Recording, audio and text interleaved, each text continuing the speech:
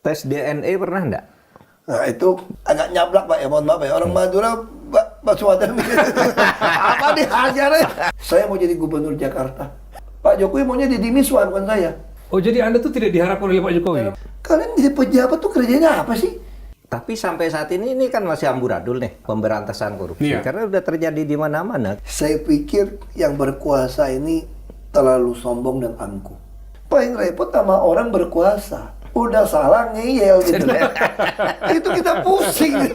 Wah ini kan gawat gitu loh. Nggak apa-apa, kritik juga nggak apa-apa. kan Kritik ngomong boleh di loh, sini. kritik boleh loh. Ya, Apa? katanya kritik juga dianggap musuh. Ham. Susah kita nih. Aku disclaimer dulu ya. Ya. Tadi kita ngomong-ngomong kalau ada pemerintah tangkap-tangkap yang salah, saya nggak bisa nuduh lah. Nanti Ya. saya diproses hukum lagi. Diproses.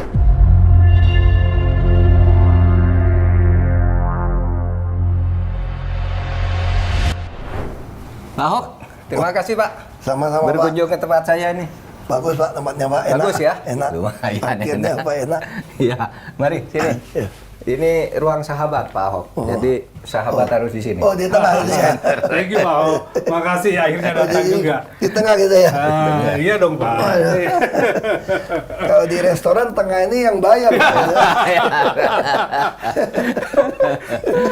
Baik ya, mulai. silakan, Pak. Pemirsa, kita ketemu lagi nih. Saya kedatangan tamu yang setiap acara Ruang Sahabat selalu ada yang minta undang dong Pak Ahok. Iya, betul sekali. Kita punya Betul sekali. sudah puluhan episode ini Episode. untuk Ruang Sahabat. Selalu ada yang minta Pak Ahok lah Pak ini, tapi Pak Ahok yang paling banyak sering muncul. Dan saya sekarang penuhi permintaan para netizen untuk saya berbicara dengan Pak Ahok sebagai sahabat, sebagai teman di dalam banyak lapangan perjuangan di politik, pemerintahan, dan kegiatan-kegiatan kemasyarakatan lainnya. Pak Ahok, terima kasih ya. Terima kasih. Oke, Ini sama-sama, Pak. forum Undang. yang ditunggu banyak orang nih. Tapi ini kita akan dipandu oleh Mas Rizal. Makasih Pak Ahok, makasih loh Pak sudah datang Iya, ya. sama-sama. Saya mau bilang ke Terima kasih. netizen bahwa permintaan Anda sejak awal episode ini ada bahwa undang dong Pak Ahok, undang dong Pak Ahok kan bersama sama Pak Ahok, akhirnya kita penuhi. Pak Ahok hadir, saya tahu kenapa Anda meminta, karena Anda ingin supaya di forum ini ketemu dua orang sama-sama tukang pukul di pemerintahan. Sama-sama pemberani, sama-sama orang bersih, dan karena itu Pak Mahfud mengatakan, Mas Rizal, waktunya nih, bulan puasa begini kita undang Pak Ahok. Oke deh kalau gitu. Pak Ahok sibuk apa sekarang Pak? Apa aktivitas? Selain jadi saksi di persidangan. Oh iya ya, jadi saksi Iya Pak, Senin persidangan. kemarin kalau nggak salah. Aku ini sekarang jadi model iklan. Oh ya? Bener Pak. Model iklan apa tuh? Iklan baju, Oh, iklan gitu. produk. Oh fashion Pak. Oh, iya. Ya, Pak Ahok sekarang itu Jadi fashion kan? katanya Iya, mau jual cari perusahaan. model yang umur 60 tahun itu yang masih pakai bajunya oke katanya gitu. Oh. Terus yang lucu. Oh, cocok kalau gitu Iya, ya. Iya. Ada lagi, ini lagi deal juga, ada beberapa produk gitu ya. Nah, mereka juga bilang begini, menurut mereka kalau saya yang pakai orang nggak usah ditulis Ahok, orang udah tahu itu Udah tahu. siapa. Iya. iya. Nah, jadi saya juga ada beberapa produk, mereka yakin kalau saya yang jualan, pasti barang ini asli Pak. Oh. Karena sekarang kan banyak yang Banyak yang imitasi. Iya, iya. Nah, obat, salep, apa gitu. Nggak mungkin palsu lah kalau Pak Nah, Ahok. kalau saya kira-kira nggak gitu ya. mungkin palsu. Iya. Itu yang kedua ya memang kita jadi pembicara lah. Nah, saya juga ikut jejaknya Pak Dahlan Iskan ini. Jadi tiap 2 bulan bawa orang coaching ke China. Ke China. Oh gitu. Jadi saya kenapa terima? Buat saya dibayarin, saya belajar. Makanya saya minta sama mereka, saya nggak mau ulang-ulang yang sama. Kalau ulang yang sama kan berarti kan saya tour guide dong. Nggak ada Ya, tambahan. ya, Nah, saya bukan tour guide, saya bilang, tapi coaching udah lihat belajar bersama, kita semua murid, semua guru nih. Kan pengusaha-pengusaha kan, belajar bersama, lalu kita diskusi waktu sarapan, makan siang atau makan malam atau di bus. By the way, yang tadi jadi bintang iklan itu, yang produk itu se-Indonesia yang punya putranya Pak Ahok atau yang lain? Oh bukan, ini Udah orang mulai. lain. Udah Kayak yang pakaian lain. yang saya pakai ini kan baju Verdi ini. Oh, Ya, ini Bagus ya. saya Bagus, bintang ya. iklannya dia Pak. Nanti kita kasih hadiah Pak Mahfud 1. Makasih. Kan bukan pejabat, nggak ada gratifikasi. Udah Nggak boleh ada Pak. gratifikasi. Udah boleh dulu Nggak nih kalau ada boleh. Sekarang udah gratifikasi. boleh. Wah, dulu Nggak- sensitif sekali. nggak ada sekarang boleh gratifikasi, baju, ya. boleh. Makasih. Itu enaknya kita Pak. Iya. Enaknya kita sekarang gitu. lama Pak Mahfud tidak ketemu dengan Pak Ahok ya. Kapan terakhir Pak? Waktu Pilpres sempat ini kan? Ya, Iya, terakhir masih di TU ketemu kayak ya. kapan kemarin ya? Minggu lalu waktu Nggak, siapa ya? setelah selesai di Teku Umar kita ketemu. Iya, itu bahas. Oh di Teguh. Iya, sering ketemu diskusi, ada di Bumega, ada- ya. Kalau kan Ada kelompok diskusi kecil hukum, gitu ya. diskusi Iya. diskusi itu terus Waktu itu kemarin acara apa? kalau nggak salah waktu hari ulang tahunnya Mas Guntur ya. Iya, Hadir iya, kan? iya. Hadir iya, juga. iya. Oh, Hadir. oke. Sering Itu lah baru. kalau ketemu. Iya. Iya, iya, Dari iya. zaman Gus Dur, Sejak Dari zaman zaman Gus Gus Dur Dur? dulu. saya ini kan Ini anak kadernya kesayangan Gus Dur juga. Santrinya Gus Dur. Santrinya Gus Dur. Santri Gus Dur yang Kristen katanya. Iya, Kata Gus Dur. Ya. Dulu kan Gus Dur nyalonin untuk maju gubernur Babel. Iya, dulu dukung Gus Dur kan Iya, ada ya. dukung. Ketika Iya, penolakan kampanye. masih agak gencar gitu. Wah, itu Gus kan, Dur dulu. itu ngeri itu dulu tuh. Iya. Ngeri. Ya gara-gara Gus Dur juga ngomong surat-surat itulah saya ucapin itu tiru bahasa Gus Dur. Akhirnya saya sekolah 2 tahun. Saya pernah 2 tahun. Aduh. Oke Pak, ini pendahuluan, ini pemanasan dulu. Pak, kita punya ada beberapa babak Pak, ya, supaya bisa agak komprehensif dan nanti fokus. Tapi ini ruang sahabat, jadi bebas bicara tentang nilai tentang persahabatan apapun Pak, apapun kita bicarakan. Yang agak-agak topik aktual juga boleh, yang lama-lama yang kaitannya dengan nilai dan inspirasi juga boleh, gitu ya, buat penonton kita. Nah, ini kita punya 4 kartu Pak Ahok. Saya akan tunjukkan tanpa perlu diundi, gitu ya. Akan tunjukkan karena ini akan menjadi kira-kira semacam subtopik dari bahasan kita. Jadi nomor 1 ada lantang teriak korupsi, gitu ya. Lantang teriak korupsi. Yang kedua ada soal bersih, berani dan belak-belakan, ya, bersih, berani dan belak-belakan. Lalu ada politik hitam putih, ya, politik hitam putih. Kemudian Pak Ahok toleransi dan keberagaman. Jadi ada 4 subtopik yang kira-kira bisa kita omongkan 1 jam, bisa juga 2 jam, Pak Ahok, nggak masalah.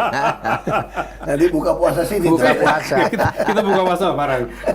Bukber. Kita mulai dengan lantang teriak korupsi. Pak Ahok baru Senin kemarin Pak Mahfud jadi saksi di persidangan. Orang menunggu Pak, karena orang tahu bahwa kalau urusan dengan membuka-buka dan segala macam Pak Ahok dan Pak Mahfud. Itu juga yang menyebabkan kita merasa bahwa kesamaan Pak Mahfud dan Pak Ahok itu terutama berani lantang teriak korupsi. Dan ada beberapa yang lain, nanti kita bahas. Pak Ahok diceritakan dulu Pak, apa yang kemarin muncul di persidangan sehingga Pak Ahok menjadi saksi, tapi tetap bisa berdebat dengan mereka, berdebat dengan pengacaranya dan segala macam. Gimana ceritanya? Iya kan, saya kan saksi fakta kan menyampaikan kebenarannya. Iya. Iya. Nah, misal contoh, waktu saksi fakta pertama jaksa untuk kasus Patra Niaga. Oke. Nah, di situ orang berpikir mungkin saya harus memberatkan Kerry CS lah. Iya. Iya. Kan saya kan saksi jaksa Iya. pasti memberatkan mereka kan. Iya, Mungkin.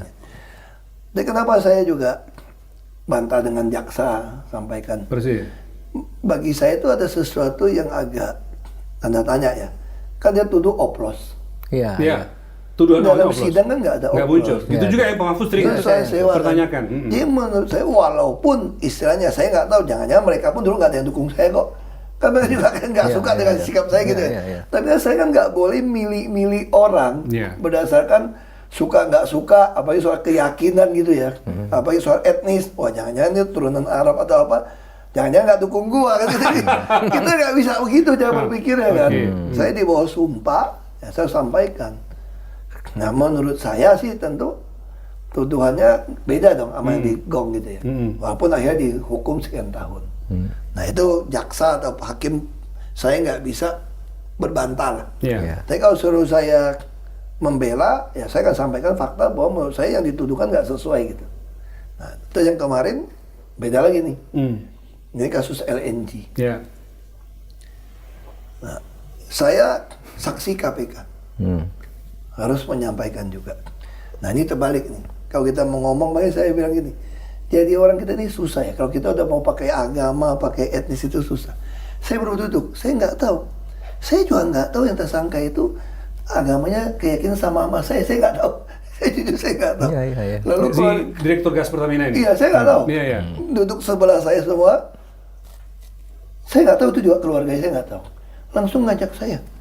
Pak Ahok harus doa dulu ya sebelum ini ya. Kita orang Kristen harus doa nih. Saya bilang, saya udah doa dari rumah. Aku nggak tahu. Tapi mau doa gitu kan. Nah, terus gue sampaikan itu, wah dia cecer saya gitu loh. Makanya saya bukannya bela KPK. Anda beli barang nggak ada jaminan orang beli. Terus sekarang merasa jadi untung. Masa kamu taruhan? Waktu kamu proyeksi pertama kan tidak ada, tahu ada COVID, tidak tahu ada penyerangan Ukraina. Saya kan nggak bicarakan itu, saya bilang. Saya membicarakan, saya baru masuk Pertamina, dilaporkan Pertamina akan rugi $1 miliar. Ya saya sebagai komod tentu harus cari tahu dong, apa penyebab ruginya gitu kan. Begitu dicari tahu, direksi buka, ada kontrak lama yang akan dipaksa take or pay tahun ini. Pokoknya nggak diambil barang pun harus bayar. Diambil pun nggak tahu mau jual ke siapa. Ini kan sesuatu yang ya, saya gimana langkahnya? Saya tentu panggil komite audit. Fungsinya kan cuma komut kan, mengawasi, memberikan saran. Saya panggil komite audit rapat. Ini kasus ini gimana? Ada auditor, ada orang BPKP segala macam mantan gitu. Oke, katanya kita bentuk fungsi internal audit untuk periksa dulu. Fungsi internal audit orang dalam yang lama. Saya berpikir ini kasus sudah tahun-tahunan nih dari 2013. Kalau dia nggak ada temuan, mau ngomong gitu ya. Jangan-jangan oknum-oknum pemeriksa dari BPKP pun mungkin anggap nggak ada temuan. Nggak ada temuan. Karena belum ada kasus, Persis, mungkin. persis. Akhirnya saya tanya sama BPKP itu, ada nggak orang luar yang mau masuk? Dan saya kan orang kan tahu istilahnya teman presiden gitu kan. Itu kata Om Tandi Aweng almarhum bilang, kamu kan lebih gampang. Saya mau, pokoknya Chief Auditor Eksekutif saya yang cari. Carilah orang bekas BPKP juga, masih muda, Agus Mulyatno namanya. Datang, dia udah swasta, dia nggak mau Pak. Saya udah nggak mau tas BUMN apa, saya udah. Terus saya makan, pendekatan, saya bilang bantulah, ini kan legacy apa. Akhirnya dia terima Pak. Nah terima, dia mulai lakukan. Sayang dia pertama kena COVID. Beberapa bulan balik, kita bentuklah tim optimalisasi biaya, audit, memang bisa lempar BPKP, keluarlah hasil audit. Bahwa ini kontrak semua nggak sesuai, segala macam itu. Nah lalu saya dicecar dari pengacara kan, seolah-olah... Iya, Bapak kelihatan berdebat dengan pengacaranya. Dia pakai bahasa gini, tahu nggak nih Bapak nih, saya bela nih, ini nggak salah, udah 8 bulan di penjara.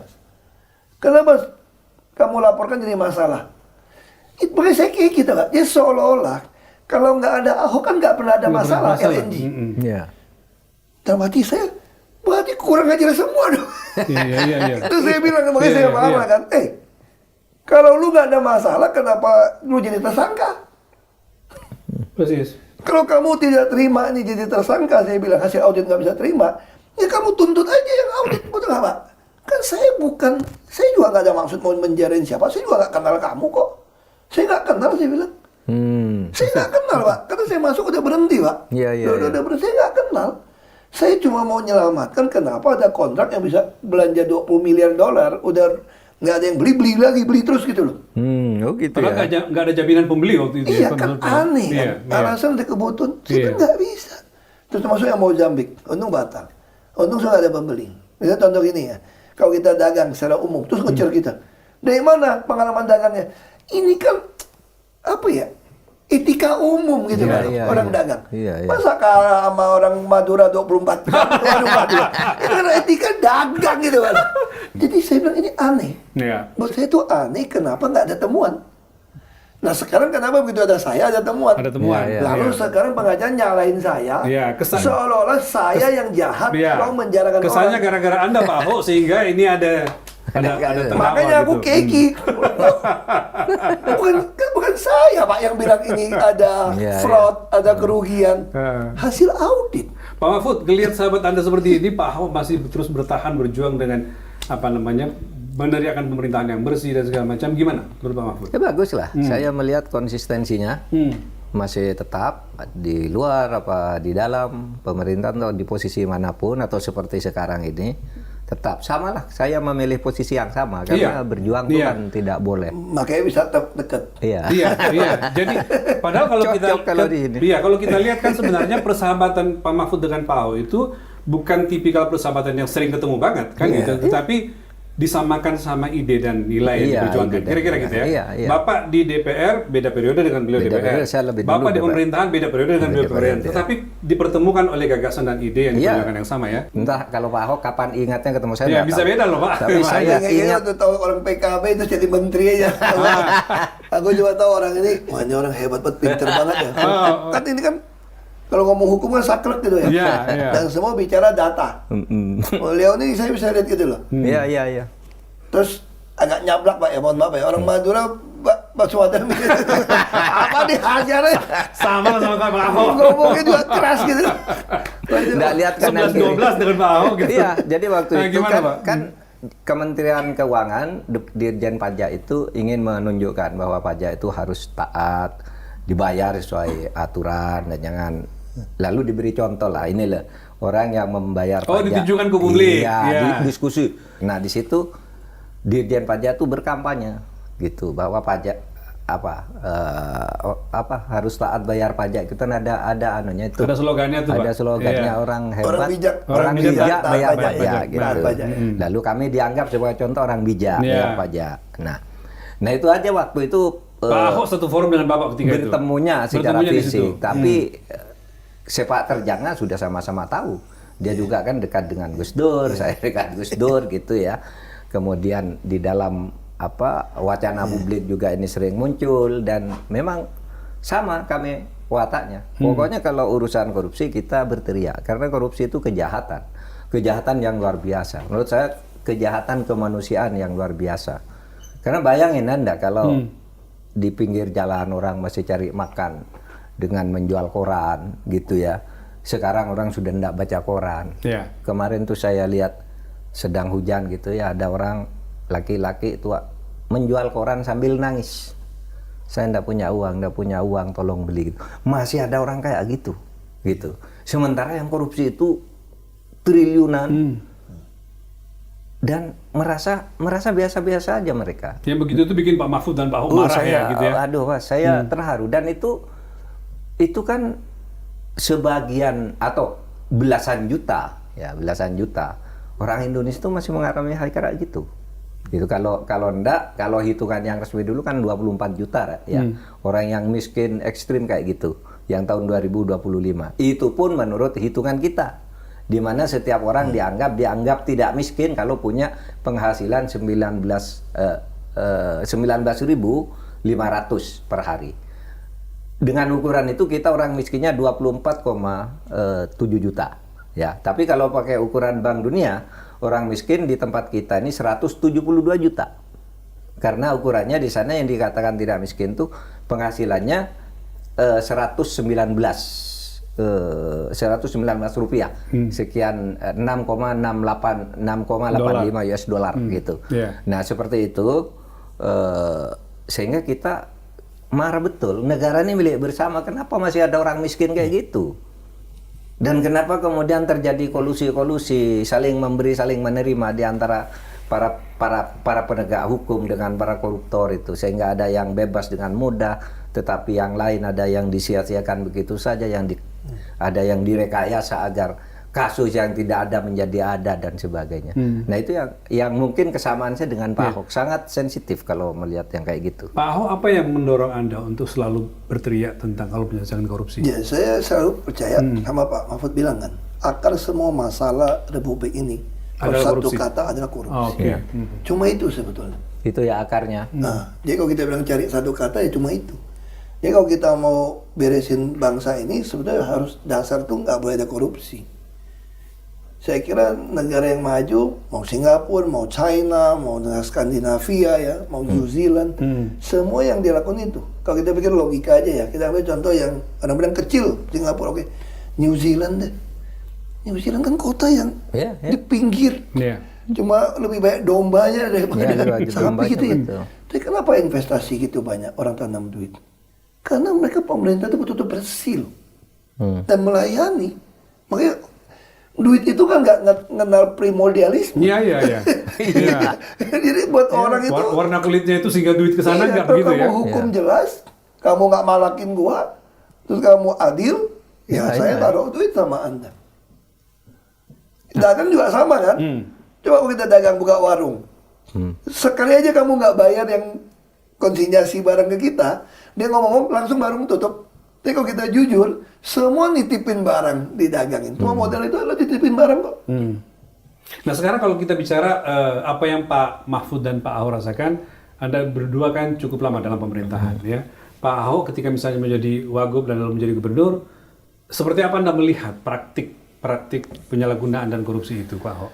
Saya mulai di pemerintah tuh di DPRD tingkat 2. Di Belitung? Di Belitung. Oke. Jadi saya mulai melihat di mana praktiknya itu. Jadi waktu nyusun anggaran saja, oknum di Pemda sudah bermain dengan orang luar, termasuk sama konsultan. Jadi pernah kejadian waktu itu, nggak sengaja gitu ya. Saya lihat kok diatur siapa yang mau menang tender gitu. Dan waktu itu kan mereka berpikir semua pejabat kan pasti sama dong. Iya. Mau masuk ke sini kan pakai duit kan. Iya. Terus mereka buka, saya dengar, saya kaget juga. Ini kan dia yang menyiapkan semua sampai ini bisa disusun. Loh, kalau gitu di pemerintah ada misalnya waktu penerimaan pegawai kan ada dibuat mau butuh insinyur, butuh apa, butuh apa. Iya, Dan kebutuhan mereka kan lah. udah ada jurusan itu loh. Iya. Nah kenyataannya kenapa tiap kali pengadaan barang yang nyusun kok swasta? Aneh gitu loh. Padahal artinya ada kompetensi orang itu mestinya ada di dalam gitu ya. Iya dong, berarti kan ada kong kali kong kan. Ada kong Lalu kali kong. karena dia yang nyusun bantu kasih data, dia diusahakan menang. Iya dia yang tahu duluan, orang tender susah kan. Nah di situ saya waktu itu belum ada LKPP. Saya potong, anggaran saya potong, nah saya panggil pengusahanya. Pengalaman saya begitu. Tentu pengusaha nggak suka, tapi kita kan berkuasa. Jadi kalau pepatah kuno bapak saya bilang orang miskin susah lawan orang kaya, nggak menang. Iya. Orang kaya jangan tantang pejabat, bangkrut. Jadi bapak saya bilang, jadi saya bilang sama pengusaha itu, kayak proyek itu kan, saya nggak mau markup, kalian untung 20% saya tutup mata, wajar. 20%, nggak perlu kasih ke saya. Terus pada kan namanya oligarki kan begitu kan.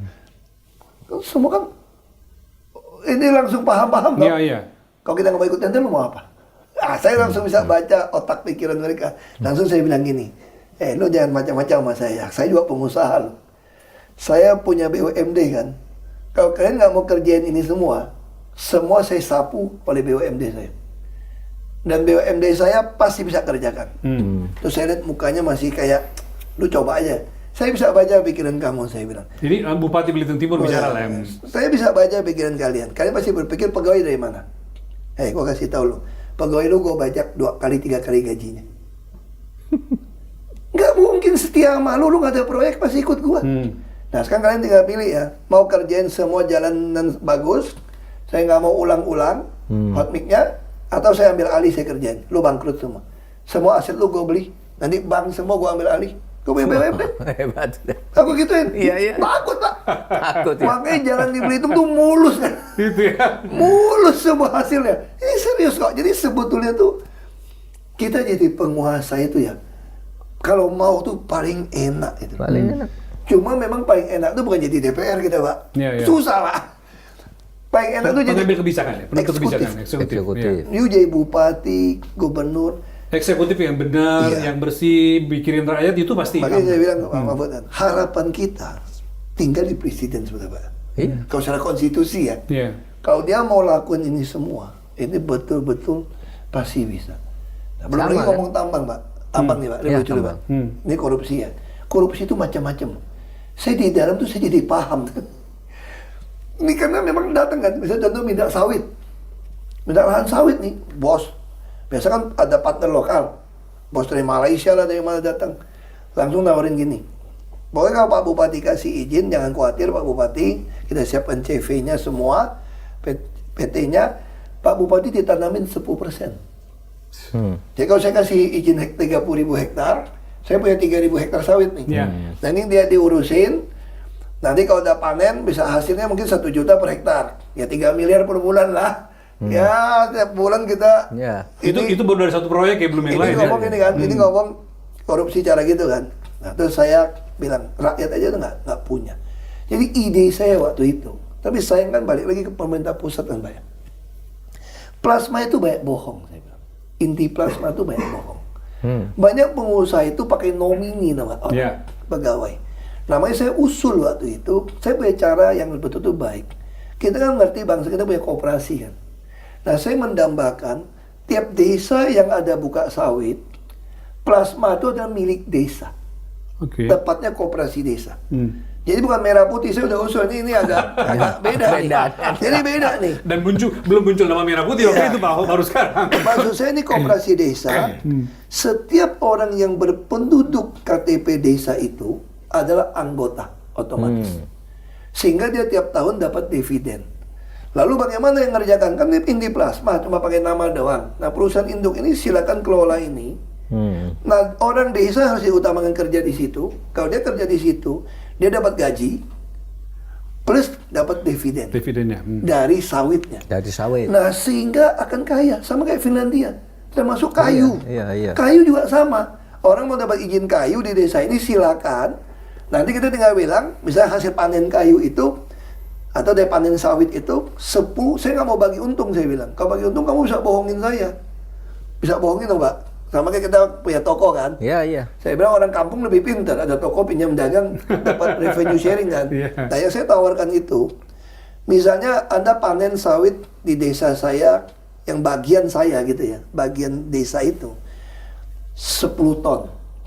Berarti mungkin 1 sampai 2 ton adalah milik desa. Yang kamu bisa beli dari orang desa, atau orang desa ini boleh jual sendiri. Sehingga tujuannya apa? Nanti desa-desa itu udah punya barang seperti ini, kalau dia ditekan harga, kita bisa patungan dengan BUMD atau dengan pinjam bank, bikin pabrik kelapa sawitnya. Karena tiap desa sudah punya, Masing-masing Sudah punya. ada Iya, barang, iya. bukan bagi duit loh. Iya, Saya nggak iya. mau bagi duit. Iya. Nah sama juga kayak tambang, karena kayak kayu. Anda mau potong kayu, kan ada aturan kayu. Orang desa pasti ikut awasin, nggak mungkin curi. Karena dia tahu ini kalau dia bisa potong 5 pohon, 1, 2, 3, nggak mungkin potong 5. Kalau dia potong 3 ini kan berteduh untuk Muncul lagi. Iya. Hutan kan cepet. Iya. Dan Indonesia untung, Finlandia bisa 70-90 Finlandia bisa tahun. begitu Pak, betul. Dia 70-90 Betul, tahun. lebih lama. Kita 10 tahun, kita jauh lebih 20 tahun cepat. terjadi. Persis. Nah, persis. coba. Kalau sistemnya saya bilang, pengusaha mau potong kayu, boleh. Hasil panen berapa? 100.000 batang log ini. 10%-nya adalah milik desa. Desa. Dia mau jual ke kamu wajib beli. Kalau dia nggak bisa jual, atau dia jual ke orang lain atau pakai untuk desa. Nah sehingga dengan cara orang desa pasti ngawasin itu. Karena semua orang desa tahu ini. Menjadi milik bersama gitu ya. Milik bersama. Pak Mahfud, Pak Ahok ini lagi bicara tentang praktek di desa. Nah, nasional sama ini. Iya. Nah, maksud saya bicara tentang praktek yang bahkan di kabupaten sudah ditemukan, Pak. Ya. Gitu ya. Ini artinya menggambarkan bahwa betapa besarnya praktik korupsi itu. Oh, iya. Pak Mahfud melihat bagaimana? Iya kan, saya katakan kalau di Indonesia ini semua lini itu korupsinya luar biasa. Oleh sebab itu, saya satu hal tadi yang menarik. Kata Pak Ahok sebenarnya kalau kita di eksekutif, apalagi jadi presiden. Nah ini penting nih ya. Apalagi jadi presiden, apapun bisa dilakukan di negeri ini. Presiden itu kekuasaan yang sangat besar. Nah, tapi sampai saat ini kan masih amburadul nih pemberantasan korupsi. Iya. Karena sudah terjadi di mana-mana. Kalau korupsi misalnya banyak di eksekutif misalnya karena tidak punya kenegarawanan seperti tadi sampaikan Pak Ahok. Sebenarnya di legislatif juga luar biasa karena di legislatif itu anggaran belum ada, korupsinya sudah ada. Begini, ini misalnya mau nyusun APBN, saya anggota DPR, Anda bupati, Anda gubernur atau siapa, itu bisa pesan mata anggaran kepada saya sebagai anggota DPR. Pesan mata anggaran. Iya, ya? tolong dipasang ini. Saya mau membuat jembatan ini atau jalan dari sini ke sini. Ini berapa biayanya? Oke, biayanya 100 miliar misalnya. Nanti ini udah lama praktek ini. Anggota DPR itu bilang, oke, nanti saya masukkan ke dalam RAPBN. Uangnya belum saya masukkan. Tapi kamu bayar dulu 7%. Jadi 100 miliar itu. Bayar. Uangnya belum ada, anggaran belum ada, korupsinya sudah ada. Udah muncul di depan. Nanti ketika sudah jadi anggaran lagi, itu penunjukan rekanannya, macam-macam. Model korupsinya lain lagi tuh ya. Sama juga penegakan hukum juga begitu, dipesan gitu. Bahkan kalau di dunia hukum kan ada istilah sistem ijon di kalangan mafia. Kalau misalnya Pak Ahok punya kasus, Sebelum masuk ke pengadilan tuh sudah diatur tuh. Polisinya disuruh begini, pasal begini nanti dipakai, penyidiknya ini. Ke kejaksaan lagi, diatur lagi. Dan seterusnya. Itu sistem John. Nanti hakimnya juga bicara gitu.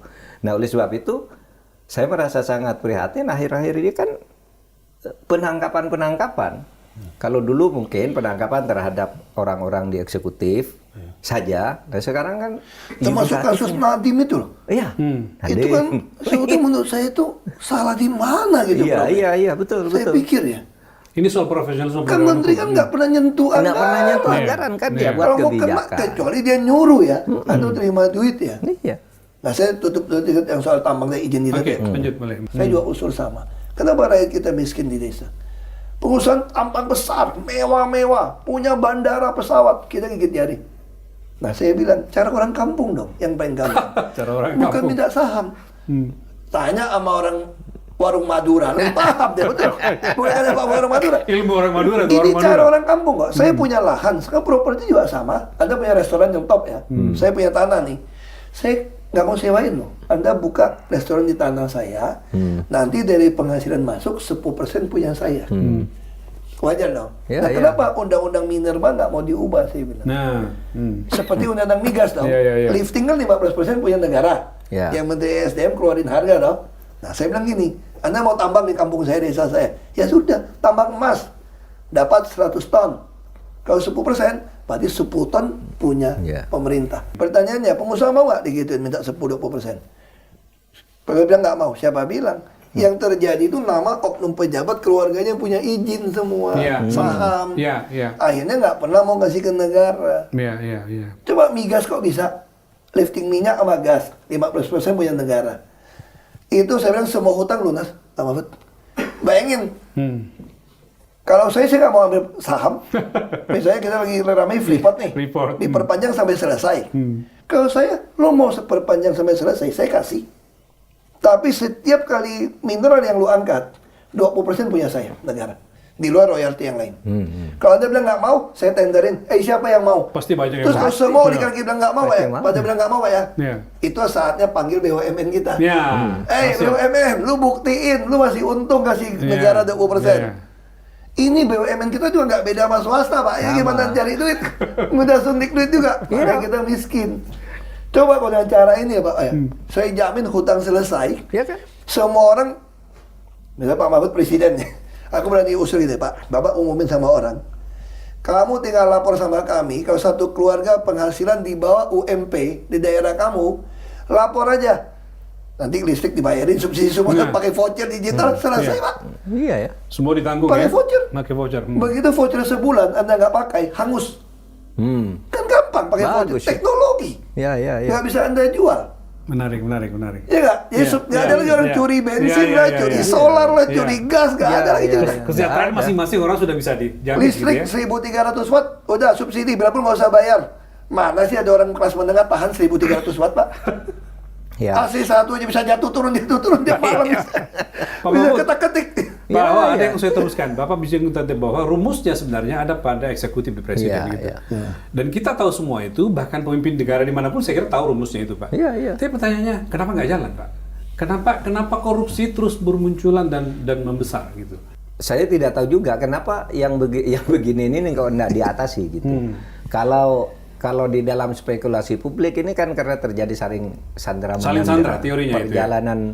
Perjalanan karir politik seseorang tuh kadangkala political trade-off-nya terkait dengan itu. Saling sandera itu, kalau kamu boleh jadi ini tapi harus begini dan seterusnya. Lalu apa semboyan atau pidato-pidato yang keras itu kadang-kala di bawahnya ndak jalan, ndak bisa ada penegakan hukum yang sungguh-sungguh karena ini jaringannya sudah gila. Oleh sebab itu sebenarnya kunci utama memang ada pada presiden. Kalau presiden mau apapun bisa kok. Ini tadi kreatif sekali dengan cara mudah. Penegakan hukum sama. Saya minta ini dong, gitu. Jadi tidak perlu rekayasa dan sebagainya. Pak Ya. Ahok, apa jawabannya? Kalau pertanyaan yang sama saya Ini sampaikan mungkin Pak. saya salah ya. Iya. Saya pikir yang berkuasa ini terlalu sombong dan angkuh. Dia berpikir rakyat itu mau apa lo? Lu semua gue bikin bodoh, bikin lu miskin. Makin bodoh, makin miskin, kau makin berkuasa. Dari mana Pak Ahok melihat itu? Karena kebijakannya kok bodohin rakyat. Misalnya kayak kerombok gitu ya. Kalau saya tanya, mau bikin sekolah bagus, kasih makan bergizi, atau rakyat punya laptop yang bisa komunikasi kemana-mana. Kan dibohongin, makanya Pak Mahfud dulu kampanye sama Pak Ganjar, internet dong. Tiap Internet. sekolah ada sarjana dong. Masanya mereka juga pintar, dia survei Pak. Rakyat suka makanan. Itu jadi legitimasi. Nah, itu artinya kan memang kita nih belum sampai tingkat sadarnya gitu. ke situ ya. Padahal kan yang penting kan, bayangin ya, kau kerombok, bayangin gini ya. Saya bukan bela Nadiem ya. It's okay. Saya ngomong fair gitu. Iya. Ini kerombok, sengaja kenapa nggak boleh pada takut kerjain. Padahal tuh kelompok tuh bisa presiden mau perintah apapun, ngomongin, semua bisa dapat data. Nggak bisa nonton video porno, nggak bisa judi. Dan operating system sekali beli $30, udah include di laptop, yang 3 juta, 4 juta, 5 juta paling gitu ya. Nggak perlu diperbaruin, prosesor di atas. Terus apalagi 4 tahap ujian. Ada guru negeri itu di Jawa Barat, di Bandung, Sidadan, dia punya 4 sertifikat. Sekolah negeri ini, sekolahnya setengah lagi perbaikan. Kemana anaknya? Karena dia ngerti pakai. Nggak cukup. Wah, kita cariin, bantuin. 1, 2, 3, 4 sertifikat. Anda bisa ngajar di dunia. Ujian cuma $10. Kita bikin sertifikasi guru, mau berapa miliar? Nggak ada jaminan dunia lagi. Jadi bayangin kalau semua anak kita di kampung, sekarang ada Starlink juga kan? Iya. Anak di kampung kita tiba-tiba belajar setara dengan orang di Kanada atau di Amerika atau di Australia. Gurunya juga gitu. Kita ada 18 orang udah lulus ini. Nah, guru-guru ini kenapa? Murid bisa jadi bodoh. Karena banyak guru kita nggak lulus sertifikasi juga sebetulnya. Nah, dengan Dibacakan, ya. Nah, tapi kalau dengan cara itu, Mereka bisa jadi belajar dari belajar. situ, ya. Kita nggak usah takut AI, kan guru bisa interview, Ya, dia ya. foto. Nah, jadi saya pikir ini sengaja. Oh, Pak Ahok merasa itu Saya sengaja? merasa, tanda kutip ya, Ya. saya nggak bisa nuduh lah, nanti Iya. saya diproses hukum lagi, Diproses saya udah hukum. cukup Tapi di turun 2 tahun. menurut keyakinannya Pak Ahok kayak kira-kira Secara gitu ya. teori, secara Ya, teoritis menurut saja. keyakinan, nggak, Pakai teorinya Panji. saya berpikir gini tuh Pak, kenapa rakyat nggak mau dibantu subsidi dalam bentuk orang? Kan BI punya data jelas, kartu keluarga dulu kita ngabisin sampai berapa triliun bikin NIK. Harusnya pajak semua sudah bisa dengan NIK dong. Semua buka bank, rekening bank. Saya waktu di Jakarta dulu, saya bilang gini, mohon maaf ya, kalau nasibmu kurang baik, kurang beruntung, kamu wajib punya rekening bank. Tapi masa nasib gak baik, gak ada duit punya rekening bank, saya bukain. Makanya saya bilang sama BI, Pak, ada namanya itu tabunganku, Pak, hanya 50.000. Dulu buka rekening itu mesti 500.000 NPWP. Iya. Nah, waktu zaman saya Jakarta, saya minta cuma 50.000. Nah, kita buka tabungan itu, jadi orang yang nggak punya duit, kita kirimin ke rekeningnya. Nah, itu dia pakai beli daging, KJP di situ. Daging sapi, dulu 150.000 lebih. Kita mau tekan 85.000 aja. Gimana caranya? Operasi pasar, dicuri. Hukum pasar permintaan dan penawaran. Ya. Gimana caranya? Ada 900.000 anak-anak pemegang kartu Jakarta Pintar. Itu ada ATM Bank DKI. Boleh beli daging sapi hanya 45.000 sekilo, Pak. Saya top up. Satu anak 1 bulan. Nggak bisa beli sapi, beli ayam 9.000 seekor. Nggak bisa beli ayam, telur 8.000 seekor, sekilo. Saya top up. Langsung kebutuhan turun harga sapi semua. Nah, saya gunakan BUMD beras Cipinang. Saya bilang sama pedagang beras, kalian sewa tempat kita ya. Kalian kan pedagang. Pedagang tuh mau stabil kan. Bukan spekulan kalian. Nah, kalau mau stabil, nggak ada mainin harga. Kita akan lead kalian. Langsung kita beri beras ke petani. Itu jadi badan pangan Pak Arief itu, Pak. Iya. Saya rekrut Ya, dia- semua orang itu satu set bekas dari Hero Supermarket. Iya. Oh iya, Satu baru. set direkrut, beresin food station Cipinang. Ya, Cipinang dulu, langsung Pak, ya. Jakarta itu juara TPID, Pak, tim pengendalian inflasi daerah itu, Pak. Karena kita kontrol semua nih. Jadi orang miskin silakan lapor. Yang rumah-rumah juga dibagi. Orang miskin saya bilang nggak boleh kasih rumah. Dia nggak sanggup. Jadi itu inkubator aja. Kita lanjut Pak ya. Iya. Ini satu babak aja udah sekian jam kita diskusi. Banyak. karena ini pengalaman di eksekutif, Luar Pak. biasa. Nanti kita bisa bicara khusus bahwa punya model bisnis pemerintah, Pak. Itu menarik gitu, Pak. Nanti Iya, kita bisa iya, menarik itu. Ada banyak banget rumus yang bisa Sekarang bersih, berani dan belak-belakan. Ini kan tadi contoh bersih, berani dan belak-belakan. Pak Mahfud, apa yang sebelum ke Pak Tapi aku disclaimer dulu ya. Ya. Tadi kita ngomong-ngomong kalau ada pemerintah tangkap-tangkap. Yang salah anunya. menjamin Coba dirinya. Rizal deh. Yang salah Ada hostnya. Pak Mahfud di sini, Pak. Oh, Pak Mahfud dia pasti nggak berani. Saya masih berani. Nanti aku Gitu yang ya? kena. Nanti dari 3 saya yang kena lagi. Aman. Aman. Pak, apa yang membuat orang seperti Pak Mahfud dan Pak Ahok itu lahir keberanian, sifat belak-belakan, terbuka, ngambil resiko apa? Nanti saya ke Pak Ahok juga. Apa, Pak? Saya nggak tahu juga ya, tetapi mungkin latar belakang keluarga, kemudian Masa kecil mungkin, lingkungan. masa kecil saya gitu. Memang pertama di sana orang-orang yang memang dididik untuk saling mengerti, saling merasa. Dan saya banyak melihat orang-orang miskin di desa-desa itu yang kemudian menimbulkan rasa empati ya sampai saya besar gitu, sehingga pikiran saya kenapa ya negara yang begini kaya kok tidak dikelola dengan baik. Karena kalau dikelola dengan baik kan rakyat ini akan makmur lah, akan dapat bagian yang cukup banyak untuk tidak menderita. Sehingga apa yang sering dikatakan oleh Pak Prabowo itu, saya tidak rela kalau ada orang umur 70 tahun masih narik becak. Saya tidak rela orang masih cari makan di sampah-sampah, masih apa gitu. Nah, semestinya pemahaman seperti itu bisa di-follow up di dalam ketata pemerintahan. Bisa di-follow up ketata pemerintahan? Iya, agar yang gimana? seperti ini bisa selesai, gitu kan. Pengelolaan sumber daya ekonomi negara, terutama penegakan hukum, karena itu yang paling berpengaruh. Saya selalu mengatakan, kenapa kita ini secara ekonomi kayak begini? Ambruk sih enggak, tetapi tidak imbang kan? Tidak imbang. Gini rasionya terlalu jauh gitu. Terlebar. Dan yang menikmati kekayaannya begitu besar tuh hanya sedikit orang gitu. Kenapa tidak diatur dengan sebaik-baiknya? Dan itu bisa sebenarnya kalau kita mau melaksanakan itu secara bersama-sama. Tegakkan hukum dengan sebaik-baiknya, karena selalu saya mengutip bahwa aset terbesar dari kemajuan suatu bangsa dalam berbagai bidang itu hanya hukum yang terbesar. Kekayaan alam yang begitu banyak ini hanya 23% aset bagi kemajuan. 44% itu adalah hukum. Anda sekaya apapun kalau hukumnya tidak jalan, Anda akan ambruk. Suatu negara dimanapun hanya begitu. Nah, oleh sebab itu negara-negara yang tadi disebut oleh Pak Ahok seperti New Zealand dan sebagainya itu kan ketat tuh penegakan hukumnya. Saya juga pernah ke Taiwan gitu kan, ketat sekali anunya ya. Ketertiban orang di jalan-jalan, di hotel-hotel gitu. Nah, di negara-negara yang indeks persepsi korupsinya bagus itu sebenarnya itu kan hukumnya bagus dan ekonominya lalu menjadi bagus juga. Nah, oleh sebab itu ya empati terhadap kehidupan masyarakat, karena saya merasa dulu saya berangkat dari orang yang melarat juga gitu. Sehingga merasakan situasi itu, merasakan situasi. itu, ya. Kampung saya orang melarat, miskin semua, tapi kekompakan ya untuk saling memberi, saling membantu dan sebagainya itu, saling berempati lah, itu tumbuh dan itu dibawa terus sampai saya belajar ya apa sih gunanya ini semua gitu.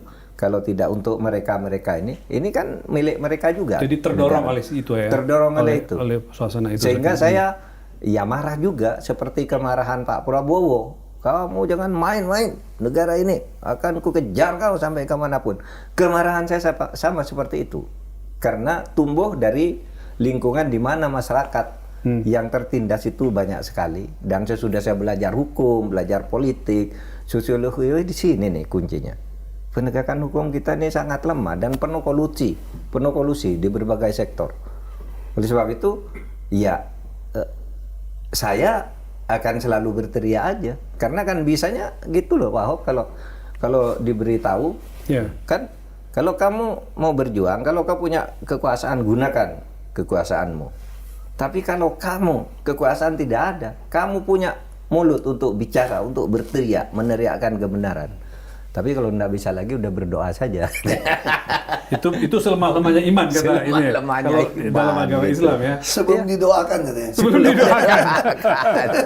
Nah itu kalau Ya, Pak Ahok saya mau teruskan ke Anda. Saya nggak tahu persamaannya apa tadi dengan Pak Ahok, tapi saya pengen dengar Pak Ahok soal penegakan hukum. Apakah Anda setuju dengan Pak Ahok tadi mengatakan bahwa penegakan hukum itu menjadi hal yang sangat prioritas di negeri ini? Iya, betul. Gimana? Saya setuju banget. Makanya di situ juga sampaikan kunci di presiden. Bayangin yang angkat jaksa agung presiden. Iya. Sekarang kontrol KPK, Barreskrim, Polri, Iya. bahkan semua orang mau naik eselon 1, bahkan mau jadi perwira, semua di presiden. perizinan juga di Semua presiden. Jadi kita bisa bayangin, kebijakan bisa presiden. Bahkan kalau sampai nggak jalan pun, kalau dibilang itu penting, undang-undang cipta kerja aja orang nekat pakai perpu kok. Iya. Saya kira Iya, rakyat iya. manapun nggak akan pernah marah kalau dikeluarkan perpu yang akan buat negara jadi baik gitu Iya, Pak ya. iya. Nggak Iya, mungkin. Pasti orang akan dukung. Artinya kalau niatnya presiden itu murni untuk rakyat, mestinya bisa jalan dengan baik. Kan? Niat Kira-kira sama, gitu, sama kan? nekat kali ya, berani. Sama berani. Berani yang Nah, banyak kadang-kadang berani ini. Nah, dari saya setuju ya. Kenapa bisa? Saya kira yang didikan orang tua. Ya. Orang tua. Orang tua, ya kita beruntung lah punya orang tua. Kalau saya memang dari kecil lahir udah pakai sepatu enak gitu Pak. Iya. Kita memang- Iya, tidak kita- bisa tidak masuk kategori yang Tidak seperti Pak masuk Mahfud kategori, kalau dari iya. sisi masa Tapi kecilnya saya Ahok. beruntung di Belitung orang miskin tuh butuh pertolongan pasti datang ke rumah bapak Ah, saya. Oke, jadi ada interaksi. Jadi ya, tahu Pak. juga kan Nah, berarti. kan tempat saya 93% kan Melayu Muslim ya. Melayu Muslim. Jadi bapak saya itu sering bantu. Makanya bapak saya bilang, kita tuh nggak bisa bantu orang miskin gitu banyak. Ini bukan tugas kita, tugas pemerintah. Makanya bapak saya bilang, saya sekolahkan kamu harusnya tuh jadi pejabat untuk bisa Kesempatan besar menguasai membantu. Membantu Buat orang. kamu nggak bisa. Terus saya bilang, mana mungkin kita jadi pejabat, kita mau jadi konglomerat. Pikirannya gitu Pak. Pikirannya gitu ya. Pikirannya kan, ini kan Tapi ketika Anda menjadi ini kan bukan istilahnya ikan mujair dimasukin ke air laut kan kita repot. Anda kan sempat merasakan posisi yang penting Pak Ahok ketika menjadi gubernur ya. Anda merasakan Makanya betul saya itu lakukan itu. bisa betul-betul membantu orang, Oh, menertibkan segala macam. Jadi orang Terasa tanya betul. sama saya, Hmm. kamu lebih enak mana? Sekarang apa dulu jadi gubernur? Saya bilang tergantung, enak buat siapa? Hmm. Kalau enak buat pribadi, enakan sekarang saya bilang. Orang mau kasih saya apapun saya boleh terima, nggak ada gratifikasi. Toh. Iya. Naik pesawat private jet teman juga boleh. Semua nggak ada Nggak ada beban, gratifikasi. nggak ada beban. Han. Tapi yang nggak enaknya apa sekarang saya bilang? Orang minta bantuan saya nggak punya dana taktis lagi bantu orang. Dulu bayangin ya kalau kita jadi pejabat. ya. Pejabat. Rumah sakit bilang kurang pasien, wah orang serasar gitu. Langsung saya panggil, bikinin tambah ruangan. Nggak bisa Pak, mau tender mau apa? Saya cari ketemu. Kenapa nggak desain and build? Nggak ada aturannya. Saya datangin Pak Kuntoro. Ya, Pak Kan Kuntoro. UKP 4. Iya, Karena Pak UKP 4. Kuntoro almarhum ini teman baik bapak saya. Kuntoro Mangkusubroto. Iya. Oh, oke. Pak Kun, ini nggak ada aturan gini-gini. Dia telepon Pak Agus Raharjo tuh Pak. Depan saya nih, Gus, ini depan saya Basuki nih. Dia nggak tahu Sebagai apa. kepala ini ketua UKP 4. UKP 4. Itu bukan Pak Agus Raharjo-nya. Iya, dia LKPP. LKPP. LKPP. Saya nggak mau tahu, bikinin buat Basuki. Dia maunya desain and build. Jadi provinsi pertama, jadi rumah sakit sama isi dulu bisa 4 tahun baru beres konsultan. Dengan cara desain and build, di bawah 2 tahun langsung bisa masuk orang Pak. Gitu ya? Saya langsung bangun di Pasar Minggu, bangun di Koja, tambah bisa 1000 bed tuh. Parakan. Nah itu enak. Terus apa lagi grup? Orang lapor sama saya, Pak ini ada orang gerobak Pak. Orang sakit di gerobak. Waduh. Kirim saya. Iya, Biasanya saya sakit ketemu di orang. gerobak. Saya langsung kirim ke grup kesehatan. Langsung siap. Terus langsung laporan, mohon maaf Pak, KTP-nya bukan Jakarta. Gua nggak mau tahu KTP Jakarta, nggak jadi kurang ajar. Ini orang bantu pokoknya. Wah langsung bantu. Terus nggak ketolong meninggal. Meninggal gimana nih Pak? Lu punya ambulan, lu punya mobil jenazah, kenapa nggak antar pulang ke Jawa? Nggak usah bayar. Ah, itu enaknya. Iya, bisa membantu orang. Bisa langsung membantu ada ya. Terus kuasa saya untuk punya membantu orang. bantuan itu ya. Saya tiap bulan itu uang operasional saya itu bisa habis 1 miliar lebih itu habis untuk tebus ijazah. Jadi banyak orang susah, udah lulus nggak bawa ijazah asli, utang 3-4 juta. Lalu dia mau kerja mau ngelamar susah, itu lapor ke saya bayarin. Nah Nah yang gawatnya saya masuk ke tahanan, orang minta juga terus. Serius ya Pak. Waktu ditahan. Kan orang taunya saya kan. Sampai hari ini Pak, Bapak kalau periksa HP saya Pak, pasti ada yang minta bantuan Pak. Jadi sampai sekarang saya masih ada pegawai yang akan pergi ngecek, bener nggak? Begitu. Tadi ada yang ngadu lagi, nggak bisa bayar kos. Waduh. Janda, dia kerja mengangkut Gojek, motor, nggak cukup. Motor rusak, dicek betul. Nggak bisa bayar. Ngadunya ke mantan gubernur lah ya. Terus kadang-kadang saya protes, tau nggak? Kalian jadi pejabat tuh kerjanya apa sih? Kenapa nggak kasih satu nomor supaya DPD jangan cuma ngurus konstituen gitu loh. Ya, Iya. ya. Nah terus kalau di Jakarta kan ada IMA kan. Dia sekarang untuk Jakarta kalau ada ijazah nyangkut saya udah nggak pernah keluar duit. Saya suruh anggarkan. Kan kita tahu dong, berarti bayar yang kayak gini kita anggarkan. Dulu kursi roda kita bantu. Jadi jadi pejabat kalau untuk nolong orang itu betul-betul enak. Bukan duit kita. Iya. Saya pernah dikatain dari Dan itu kenikmatan Pak Ahoy sudah membantu sekian banyak saya orang. pernah untung 140.000 US dollar pabriknya sebulan gitu ya. Zaman itu senangnya kalah dengan senang bisa nolong orang. Nolong Iya. orang. Misalnya kita ketemu orang butuh bantuan, suruh bantuin langsung. Yang secara Mau pribadi, rumah susun. secara pribadi Anda nggak dapat apa-apa dari situ ya? Makanya saya bilang senangnya itu mengalahkan waktu kita untung 140.000 US Iya, dollar. iya. Itu yang saya bilang. Ada senangnya yang Iya. nggak bisa kita betul-betul senang gitu loh. Makanya itu ada nenek-nenek gitu kan saudara ngomong gini, lu miskin lu Hok, jadi pejabat, nggak mau korupsi gaji kecil. Terus aku bilang, aku pasti lebih kaya. Nah yang mana lu lebih kaya? Nggak mau korupsi. Karena gua bantu orang miskin nggak pakai duit gua lagi. Dan bukan cuma nggak pakai duit gua bilang, saya kemana-mana dibayarin. Bayangin, tiba-tiba rumah saya listrik dibayarin, bensin saya dibayarin, untuk Iya. survei-survei dibayarin. Membantu banyak orang tapi duit nggak keluar kira-kira. Dan gitu dapat ya. duit, dapat Dan gaji. dapat duit, dapat gaji. 10 kali dari PP1 masuk. Pak Mahfud, jadi penting memang memiliki kuasa itu. Untuk apa tuh? Tapi ini dulu, Hmm. seneng kalau bisa membantu orang Bisa itu membantu penting. orang. Jadi kalau kita tuh merasa senang kalau misalnya bisa menyenangkan orang lain, bisa membuat orang tersenyum, bisa membuat orang bira tuh senang sekali. Kita bahagia. Tapi juga harus marah kalau ada orang sewenang-wenang kepada orang lain. Suka mengambil hak-hak orang lain, berlaku tidak adil. Kita harus marah tapi juga harus senang kalau ada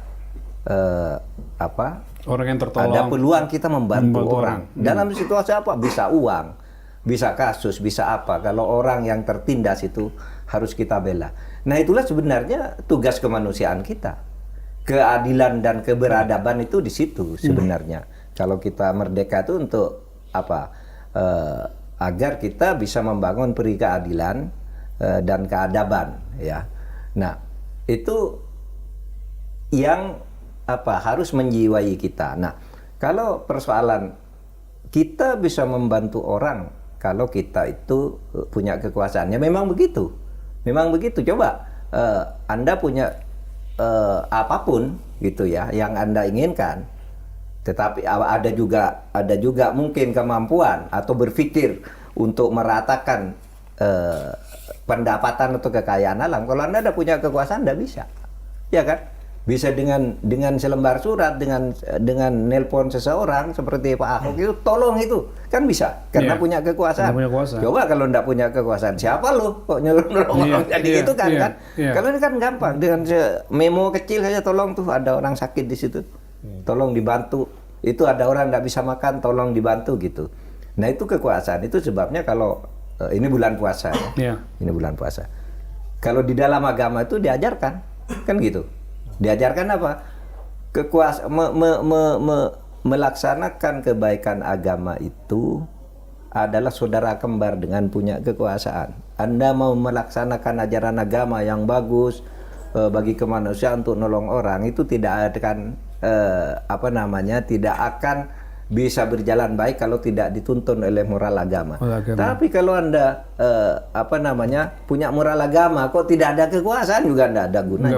Oleh sebab itu berbuat baik, menggunakan kekuasaan, melaksanakan perintah-perintah kebaikan agama atau ajaran leluhur kita yang mulia itu dua hal yang tidak bisa dipisahkan gitu.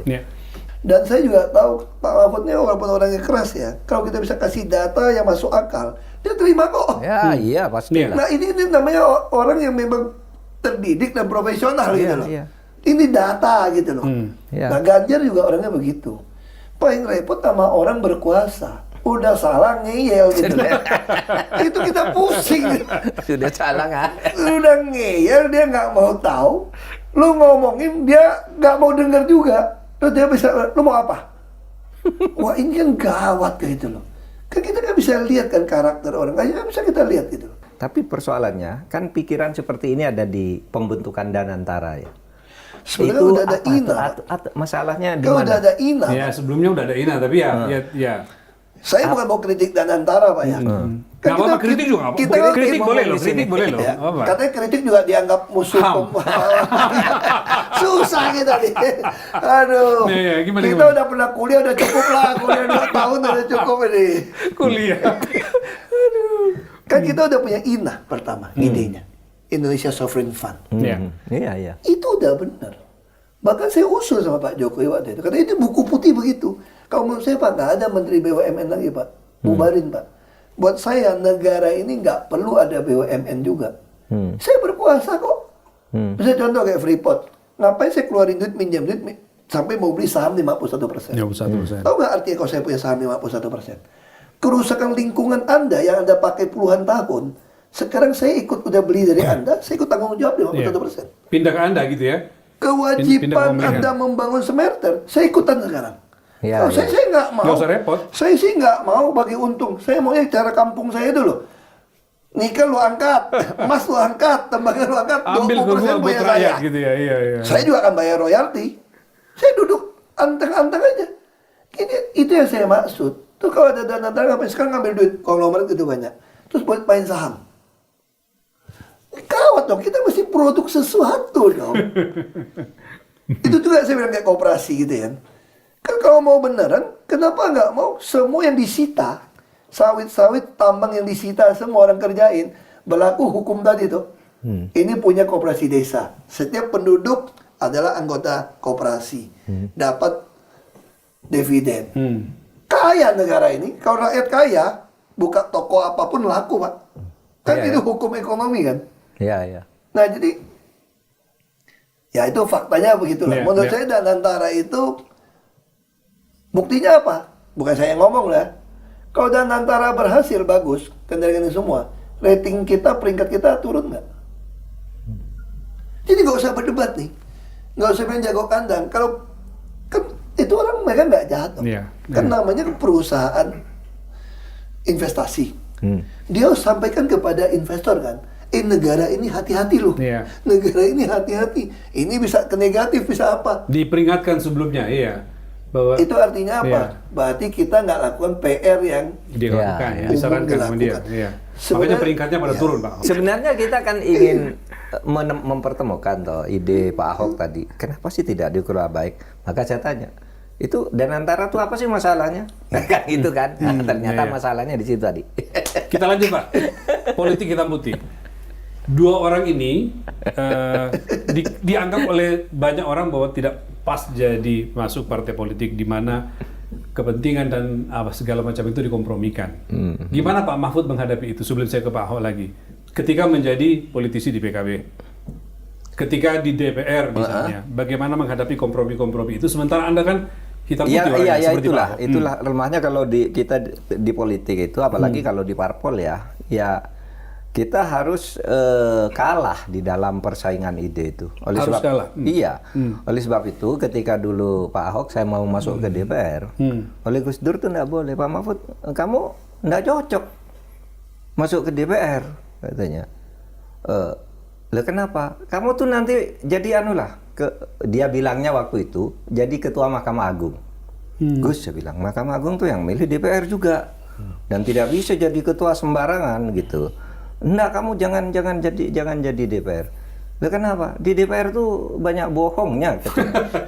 Lah itu Gus Dur, teman-teman Gus Dur yang Gus Dur tanda tangani untuk masuk ke DPR tuh kok boleh, kok saya boleh.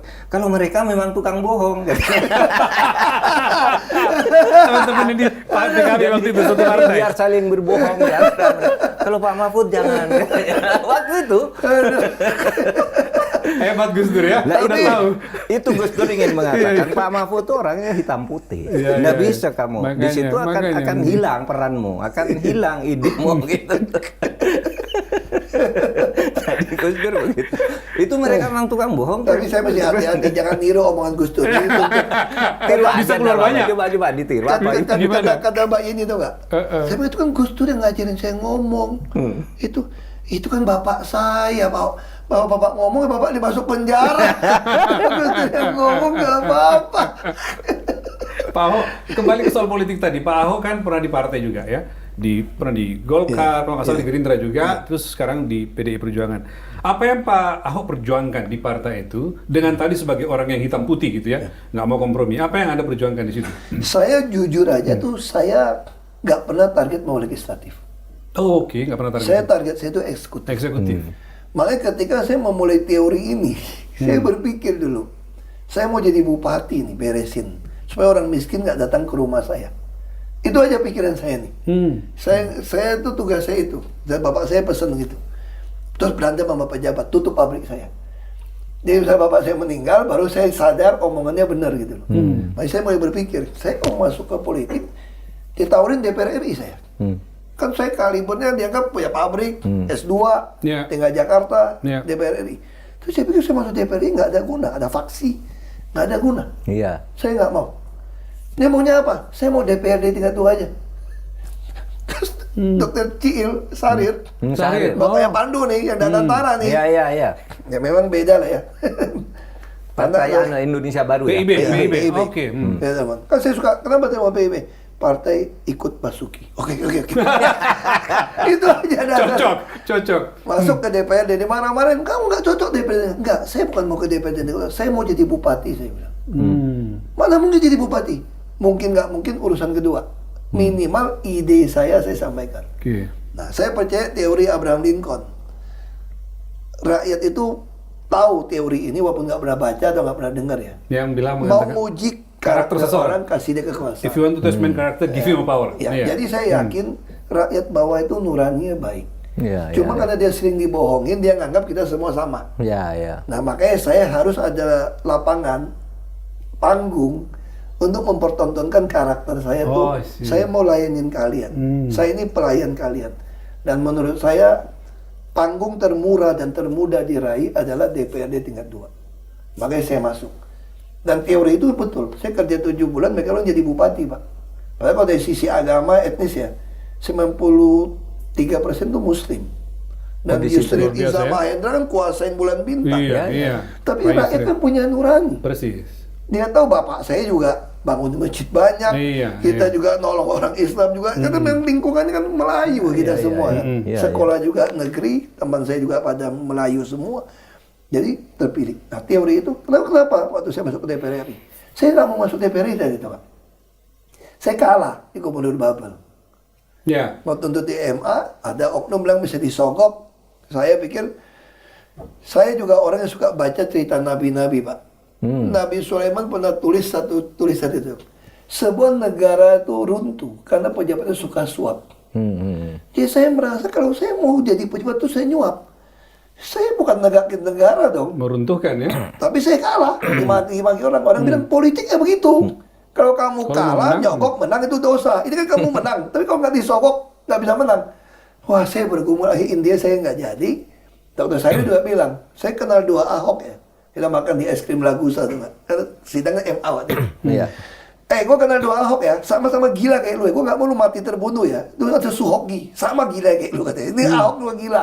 Gue bilang itu Hoknya hoki, punya gue Hok belajar. Itu cuma Hok doang. Dari intinya. Terus rakyat bilang, Bapak kalau nggak di kekuasaan gimana? Bapak ngomong selalu begitu.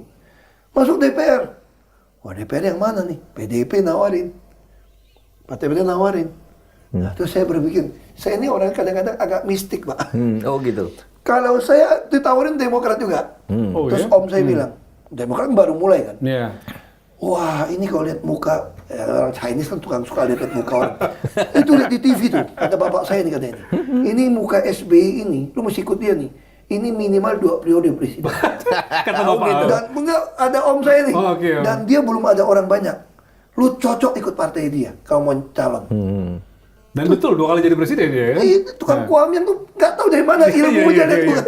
Terus saya berpikir, apa betul saya mau masuk DPR ya? Kalau saya ikut Demokrat pasti dicalonin dong. Pasti. Ikut PDIP pasti dicalonin dong. Sama TWK Mas Bang dekat. Aku cari gara-gara deh. Kalau itu gue coba ngelamar ke Golkar aja. Karena secara logika nggak mungkin saya masuk. Ditaruh saya nomor 4 Pak. Golkar. Nggak mungkin masuk Pak. Ya Iya. udah, memang aku cuma iseng pengen tahu kayak apa sih kampanye kayak apa, saya pengen tahu aja nih. Terus Golkar waktu itu nomornya 23. Ya. Saya nomor 4. Wah, saya suka nomornya, saya bilang. Ji Samsu. 2, 3, 4. Kan dulu jiwa sampai surga tuh Pak, Iya, ya, iya, nomornya. iya. 2, 3, 4. Udah. Nggak mungkin jadi dong. Di Bangka Belitung kursi cuma 3. Semua Ini kursi nomor sisa. 4. Nomor 4 mana bisa orang kursi cuma berebut 3. Ya.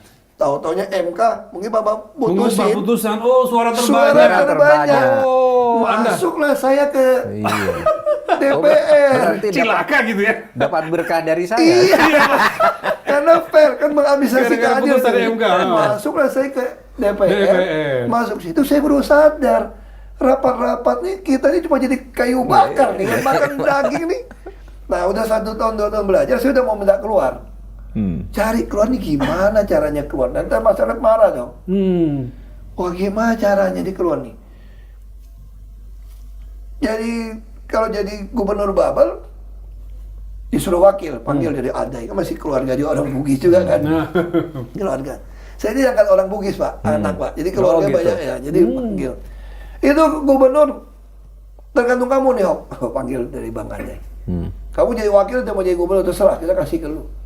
Aku enggak lah, ngapain gua pulang ke Bangka Belitung enggak? Iya, udah di Jakarta. Enggak. Nah, terus sudah, tapi aku mau berhenti di DPR, gimana caranya nih Pak? Bergumul saya bilang, berhenti kan nggak enak sama rakyat. Terus saya bilang, saya mau jadi gubernur Jakarta. Wah. Oh gitu. Dipecat Pak, nah, itu dipecat.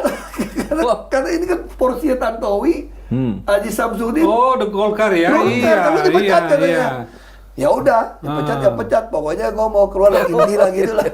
Pokoknya ada alasan Oke. lah. Iya, iya, iya. Gak bisa kumpul. Kita ada mistiknya, Pak. Apa kumpul, gua nggak kekumpul KTP lah. Ya sudah, mau berhenti. Tahu-taunya Pak Prabowo segala macam pengen cari orang minoritas untuk ditonjolkan, tau nggak? Oh, I Calon see. gubernur. Padahal kursi cuma 7. Ya nggak apa-apa lah, ada alasan keluar lah. Kan nggak mungkin dong Gerindra nyalonin kita. Dia butuh 17 apa kursi gitu loh. Nggak apa-apa. Yang penting gua ada Masuk Gerindra. ada alasan. Nggak mungkin nyalonin saya dong. Dia bilang, kita nggak cukup. Kita gantiin PDIP ya, kamu wakil ya. Begitu wakil, nggak bisa juga. Pak Jokowi maunya Deddy Miswar, bukan saya. Awalnya gitu Awalnya bukan saya. ya. Iya, iya. Iya, katanya itu gitu. sama saya pasti kartu mati dong, Pak. Udah Chinese, turunan Kristen, bukan Betawi, nggak ada duit, nggak masuk akal. Waktu itu kan muncul dari Mizwar, ada Sandiaga Uno. Dia mau Deddy Miswar, kan dua nama nih yang tertinggi. ah. Ini kata orang dalam, saya nggak Iya, lihat iya, buktinya iya. ya. Jadi disuruh masukin 2 nama dari hasil survei. Iya. Dari 12 nama survei itu saya paling bawah. Tiap kali mau dibuang 3 atau 2, Pak Jokowi minta saya naikin. Tetap masukin sampai Ahok. Hasan Nasbi ngomong, hebat amat sih ini orang, hebatnya apa dinaikin? Menurut saya ya, mungkin ini keyakinan saya nih. Pak Jokowi juga nggak mau Sandiaga Uno. Padahal Makanya oke. ketika tinggal 2 nama kan mesti masukin ke Bu Iya, Mega nih. Bu Mega. Pak Jokowi minta ganti Sandiaga Uno, isu ganti nama saya. Yang dari nomor 12 naik-naik terus. Oke. Supaya apa? Karena Pak Jokowi tahu, katanya, ini buat kegiatan saya nih, dia tahu Ibu Megawati nggak mungkin setuju Deddy Miswar. Kalau Deddy Miswar dan Sandiaga Uno dimasukin, pasti Ibu akan pilih Sandiaga Uno. Sandi. Tapi kalau masukin Ahok, lo kartu mati lo. Pasti pilih Deddy Miswar dong. Iya. Ya. Nggak tahu Ibu Mega, nggak tahu dari Bali, dari mana, pilih Ahok. Pilih Ahok. Sampai Pak Jokowi syok. Semua syok. Oh, jadi Anda tuh tidak diharapkan oleh Pak Jokowi? Termasuk Cahyo Kumolo marah-marah. Pak Ahok itu Iya, tidak diharapkan. Nggak diharapkan dia. Oh, Ya oke. kan, saya makanya dulu kampanye nggak ada 2 foto kan. Karena dianggap kalau saya kampanye untuk orang kelompok Islam, saya nggak laku. I see. Baik kampanye mana saya nggak bisa datang. Yang ke TTR itu nggak pernah 2 foto. Saya cuma datang ke tempat kalangan yang minoritas. Minoritas. Di restoran melulu, makan melulu, gemuk saya. Itu ceritanya, gemuk saya makan terus. Oh, gitu. Jadi kita harus percaya semua tuh takdir yang ngatur. Takdir kan? Tuhan. Iya, iya, Takdir. iya. Kalau nggak ada cerita tuh. Nggak ada cerita. Waktu tanding pun, nggak ada orang mau dukung kita kan. Terus menang putaran pertama. Putaran kedua saya pikir, pasti kalah. Ya nggak apa-apalah. Minimal kita udah pernah berdebat, udah sampaikan ide-ide. Ya kan? Ya sudah. Tahu-tahu terpilih. Tahu-tahu menang ya, Begitu luar biasa terpilih, ya. saya berpikir, ya udah saya kerja baik-baik bantu Pak Jokowi lah. Untuk nolong rakyat banyak gitu kan, jadi model gitu ya. Nah mungkin 5 tahun akan datang dia mungkin juga nggak mau ngajak saya lagi gitu. Saya juga nggak pernah berpikir dia mau jadi presiden kan. Waktu itu Kan ya. selalu ngomong, enggak lah, siapa selalu ngomong enggak. Kan gitu lah, kita nih. Positif thinking lah gitu ya. Kita pikir, iya dong. Terus logika gimana mau jadi presiden gitu kan. Bukan jenderal, bukan siapa gitu, kita berpikirnya yang Iya. ya kita kan mesti realistis gitu loh. Nah saya jadi wagub pun saya udah senang, ya udah saya kerja dalam lah kerja. Tahu-tahu dia jadi presiden. Saya dipanggil tuh dari Gerindra, dimarah-marahin, makanya saya berhenti. Karena dianggap saya mendukung Pak Jokowi jadi presiden supaya jadi gubernur. Oh begitu, makanya berhenti. Terus suruh saya kampanye untuk ngatain yang benar dengan Pak Jokowi gitu loh. Oh, Itu gitu. udah awal Pak. Dengan Seakan-akan itu Sekda Solo kan udah ngomong, nggak kuat dong, kalau ngomong lebih kuat dong. Tapi saya waktu itu kan merasa Pak Jokowi ini sekali-sekali dong orang rakyat jelata jadi presiden mungkin kan kata Bapak lebih empati Pak. Iya. Kan logika kita gitu dong Pak. Iya. Kan Bapak pernah rasakan susah. Kalau saya kan terus terang saya nggak pernah rasakan susah Pak. Iya. Kita dari kecil makan enak terus Pak. Iya. Naik mobil terus, sepatu, baju bagus terus. Persis. Nah kan jadi saya cuma berpikir gitu, mau mesti dukung. Ya itulah. Atau saya sampai sekolah ke Mako ya sudah. Tapi saya nggak pernah nyesalin. Saya kalau ditanya diputar waktu, kalau bisa putar kamu mau nggak? Nggak, saya tetap pilih masuk saya bilang. Karena dengan masuk itu saya belajar banyak. Belajar mendengarkan saya. Saya tahu, oh ini salah. Oh ini nggak perlu diucapin punya. Oh ini nggak perlu kita komentar. Jadi kita belajar. Ya kita jadi ngerti. Haus jadi ngerti. Kan kalau di dalam pengen sesuatu nggak dapat tuh sakit sesek. Karena dikurung sesek. Jadi kita belajar Menahan diri. terima yang ada. Nah, kalau dulu undang saya nggak bisa ngobrol kayak gitu deh. Saya nggak bisa lepas gitu. Karena saya orangnya loncat. Jadi buat besok lusa punya urusan saya udah mikirin. Jadi saya nggak pernah nikmatin hari ini sebetulnya. Sekarang udah lebih Wah, sekarang saya nggak mau tuh. Besok urusan besok ada susah sendiri, ngapain pusing? Iya. Ya udah. Kayak hari ini kan, oh ini habis ini nggak ada acara lagi gitu. Mau aja ngobrol, ya biarin aja udah. Saya diajak nyanyi Pak hari ini Pak. Teman-teman kan, saya jadi ada ilmu baru Pak. Jadi pembicara cuma dibayar 50 sampai 100 juta Pak. Jadi penyanyi dibayar ratusan juta Pak. Jadi saya lagi belajar nyanyi aja. Gitu ya? Enggak, saya belajar nyanyi di tahanan. Oh gitu. Saya nggak bisa nyanyi deh, panggil polisi. Saya dengar ada band sekarang ya? Ya, jadi band teman penjara. Nah, kan? Jadi temennya ngajak, cuma dia di Gandaria Jakarta Selatan. Saya bilang, wih, tadi saya berpikir Pak Mahfud tuh pasti di selatan. Saya nggak berpikir di Keramat gitu loh. Wah, kalau dari sini sampai sana, Jauh banget. dia bilang sampai 11.30. Saya nggak bisa, saya ada hobi baru juga nih Pak. Main golf. Wah. Besok pagi mau main golf pagi-pagi. Hebat. Sambil meeting bisnis Pak. Jadi teman bisnis saya sekarang rata-rata main golf Pak. Oh gitu. Iya. Jadi kita main golf, ngundang, meeting kan panjang ya, Pak, 5 jam ya. Kita juga ngenalin karakter orang. Iya. Jadi kita tahu, oh kayak gini. Ini bisa kerjasama, ini nggak bisa. Ini ada tukang yang mau menang, curang. Kan kita bisa lihat. I see. Dia langsung ketahuan karakter orang. Ada yang maki-maki, marah-marah. Nah kalau orang yang main golf sama saya, mereka bilang kesimpulan gini. Orang Korea, Jepang, ada China juga. Mereka mesti bilang, kalau orang bilang Ahok tukang marah, emosional. Salah kalian. Saya udah main, saya tuh orangnya masuk, nggak pernah teriak. Jelek juga nggak pernah teriak, Pak. Saya cuma marah karena ada perlu, Pak. Makanya waktu saya terima orang Jakarta gitu banyak. Satu marah-marah, saya kesel. Begitu ketemu yang nggak marah, saya udah baik lagi kok. Saya bukan orang yang Itu marahnya. masuk TV tiap hari tuh marahnya marahnya tuh. yang Masuk TV. TV kan mereka Iya, framing dibikin ya, ambil yang marah. Dramanya biar dapat. Kalau orang marah kan lost control gitu. Kalau saya nggak, saya memang sengaja marah. Saya kesel, saya marah. Tapi habis itu saya berhenti. Saya langsung pindah nggak marah. Iya. Jadi saya main golf tuh orang tahu saya nggak pernah marah. Termasuk ya? Teddy waktu baru belajar kan dia bilang, kita takut tuh bawa bapak lo. Kenapa? Kan bapak kan tukang marah-marah. Terus bisa ada Teddy yang bilang, enggak, saya dari pertama lihat bapak main, saya udah tahu bapak bukan orang marah. Kalau pemarah itu beda. Pukul bola jelek itu bisa marah. Bisa maki-maki, keluar bahasa macam-macam. Saya itu nggak pernah, Pak. Saya mainnya santai aja. Makanya saya suka kayak penguasaan diri. Oke. Kita lanjut, Pak. Terakhir nih, Pak Mahfud, kita lanjut ya. Terakhir nih. Ini Belum terakhir, buka kok, sebentar toleransi dan belum keragaman. Iya, sambil menunggu buka, apa namanya, ngabuburit. Ngabuburit dong ya. Ngabuburit. Pak Mahfud, kita dengar cerita banyak dari sahabat Anda, dari Pak Ahok ini. Lalu kemudian ada juga dalam episode Pak Ahok, karena beliau kan dianggap sebagai minoritas. Yang tadi beliau bilang, minoritasnya 2 kali. Iya. Katanya 3 kali. Tiga Kalau Pak kali. Mahfud 1 kali. Anti korupsi aneh katanya. Kan kata Gus Dur kan berarti Bapak minoritas dong, Pak. Kan semua kan tukang Iya, tipu katanya. bohong. Kata Gus Dur gitu. Nah, kalau bicara soal praktik toleransi dan keberagaman, dengan kasus-kasus yang dihadapi Pak Ahok misalnya, seberapa Pak Mahfud melihat sebagai sebuah apakah itu bagian dari proses peningkatan kualitas toleransi atau keberagaman kita, yang juga concern-nya Pak Mahfud selama ini gitu? Gimana, Pak? Saya ini tadi ya, dari cerita Pak Ahok, dari kartu sebelumnya itu, ada hal yang menarik. Satu, Pak Ahok itu penuh perhitungan. Iya. Dan penuh keyakinan juga untuk melangkah. Makanya selalu berhasil. Tapi ada satu hal tadi.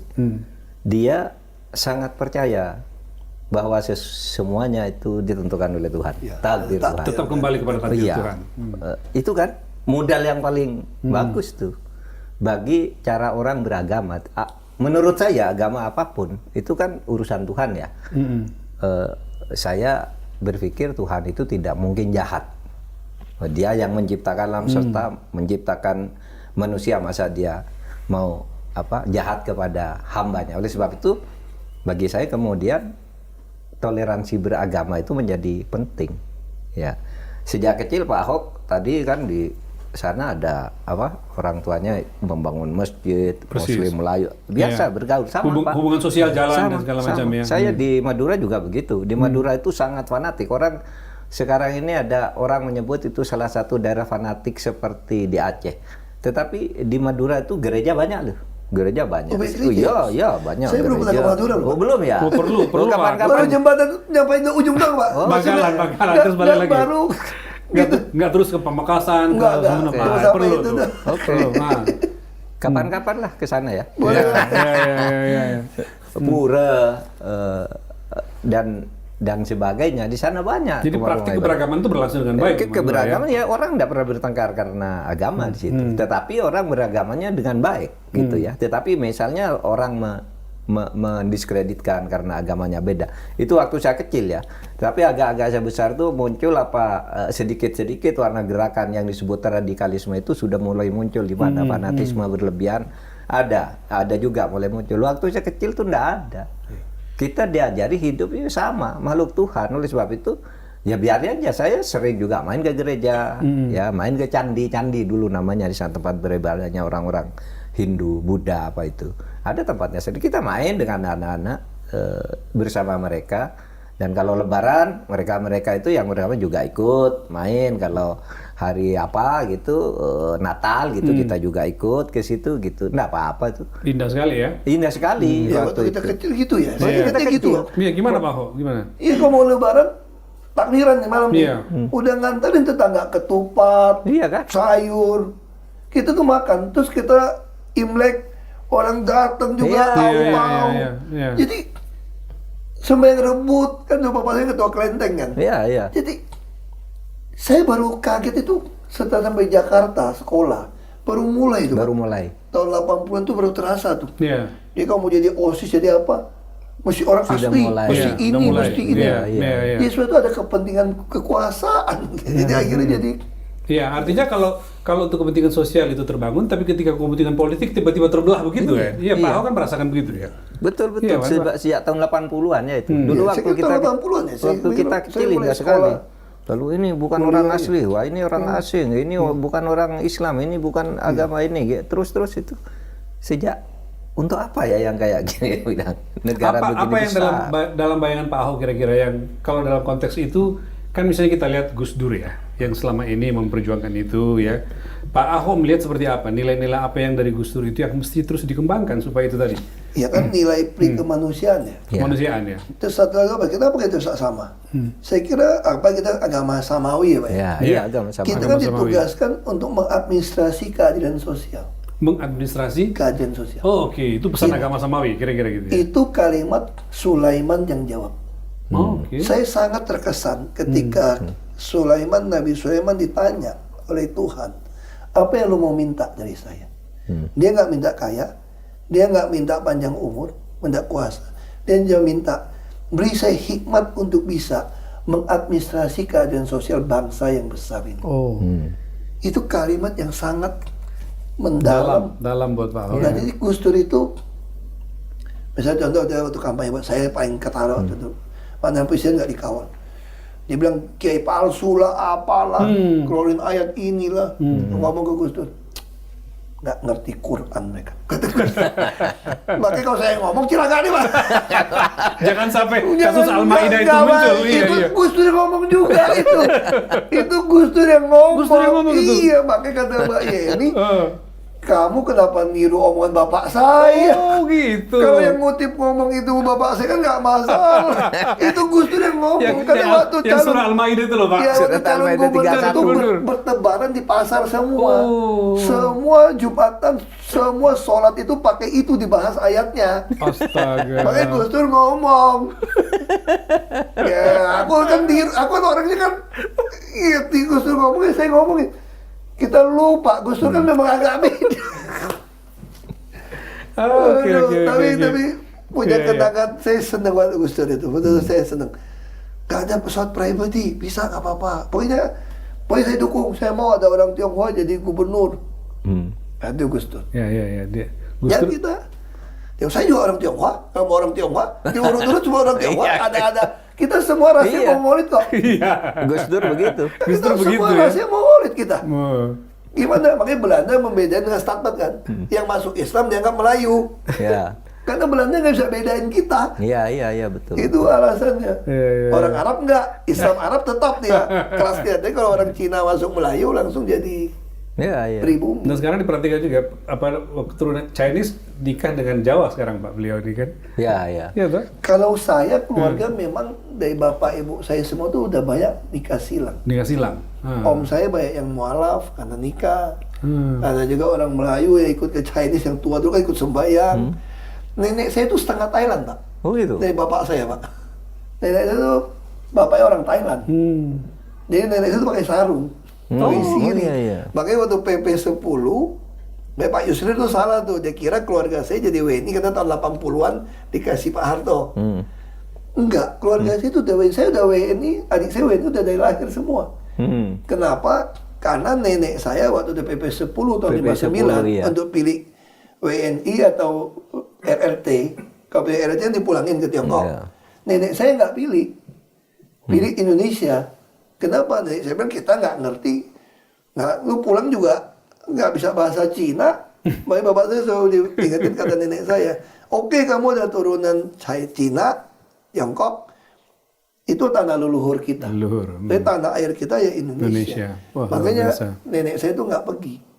Itu kenapa keluarga kami itu WNI itu dapat dari dulu. Tapi kalau tes DNA pernah enggak? Nah itu Berapa persen? Katanya malah kata si Naswa Shihab ya, dia lebih baik unsur Cina ya daripada saya.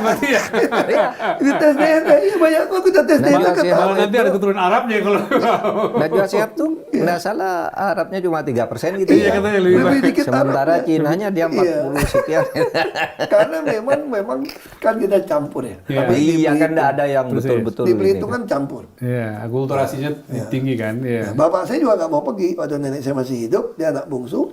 Waktu nasionalisasi disuruh ke Belanda, dia bilang Indonesia nggak ada harapan. Jadi bapak saya bilang kalau nggak ada harapan, lu pergi nggak ada orang dong. Inti bapak saya nggak mau pergi.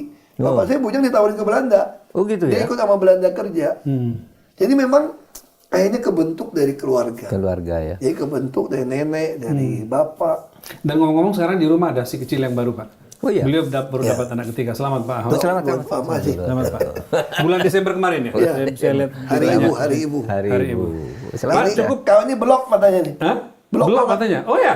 Itu kayak mamanya. Selamat. Cukup Pak Mahfud, Pak Ahok? Masih. Cukup? Cukup. Ini tanpa sadar kita Makasih. 1 jam Ya. lebih, 1,5 jam kalau Iya, nggak salah terima nih. kasih. Ini Silakan. saya Anda netizen, Anda silakan memberikan catatan kira-kira apa saja yang kira-kira Anda simak dari sini, nilai-nilai apa yang sudah kita dapatkan, silakan Anda tulis di komentar. Sambil nanti kita lihat siapa lagi sahabat Pak Mahfud berikutnya yang kita perlu hadirkan, dan terima kasih kepada Pak Ahok yang Sama-sama. sangat mewarnai dialog dan perbincangan kita pada ini. Sampai jumpa pada kesempatan mendatang. Terima kasih.